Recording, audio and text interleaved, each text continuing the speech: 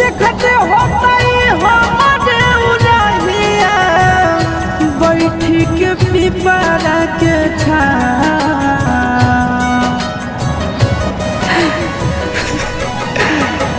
देखते होतई हमारे उड़हिया बैठी के पिपरा के छाँव।